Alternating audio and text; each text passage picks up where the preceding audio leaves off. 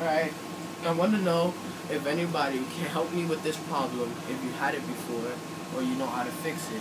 I have an iPhone 3, and the screen cracked yesterday. Since yesterday, it does not want to take charge. As you saw before I took out the charger, that it was like, it was going back and forth from charging, not charging, charging and not charging. It just kept on doing it, and I have no idea why. So, if anybody can help me with this problem, please hit me up on Facebook. Or comment below.